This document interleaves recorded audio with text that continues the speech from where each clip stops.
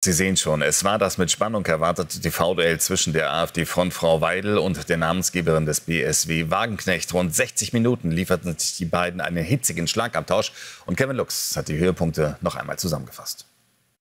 Ringfrei für die Frontfrau der AfD, Alice Weidel, und Namensgeberin des BSW, Sahra Wagenknecht. Das Duell läuft nicht einmal eine Minute und schon zieht ein verbaler Sturm auf.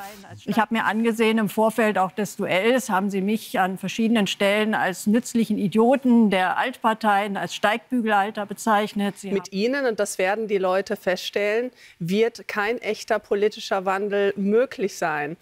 Wo es donnert, sind Blitze bekanntlich nicht weit. Die Parteispitzen grenzen sich beim Thema Bürgergeld voneinander ab.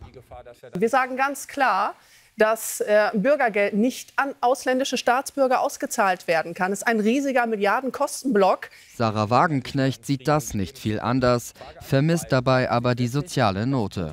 Und Sie wollen ja das Bürgergeld generell kürzen. Und das ist dann ein Problem für all diejenigen, die nicht, weil sie faul sind, im Bürgergeld sind, sondern weil sie zum Beispiel alleinerziehende Mütter sind. Und wir haben einen Dissens bei den Sozialausgaben. Da merkt man vielleicht auch ein bisschen die unterschiedliche Sozialisierung. Frau Wagenknecht, Sie sind von Haus aus sozusagen Kommunistin, haben immer für linke Parteien gearbeitet. Jetzt kommen Sie mir nicht auf die Tour. Ich bin keine Kommunistin. Und die perfekte Überleitung, um nach Russland zu schauen.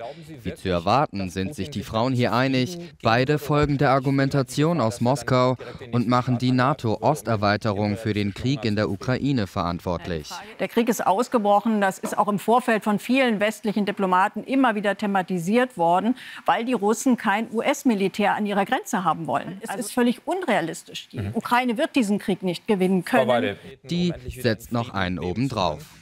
Dieser Krieg ist nichts anderes als ein Stellvertreterkrieg zwischen den USA und zwischen den Russen. Dementsprechend muss der Wille zum Frieden von beiden Seiten kommen. Einigkeit bei Themen wie Ukraine-Krieg, Begrenzung von Migration und der Abneigung gegenüber der Ampelregierung. Dann wechselt Sahra Wagenknecht wieder in den Angriffsmodus und spricht den unsichtbaren Elefanten im Raum namens Björn Höcke an. Weidel hatte 2017 ein Parteiausschussverfahren gegen den Rechtsextremisten unterstützt. Mittlerweile treten die beiden wieder gemeinsam auf. Woher der Sinneswandel kommt, dazu schweigt Alice Weidel.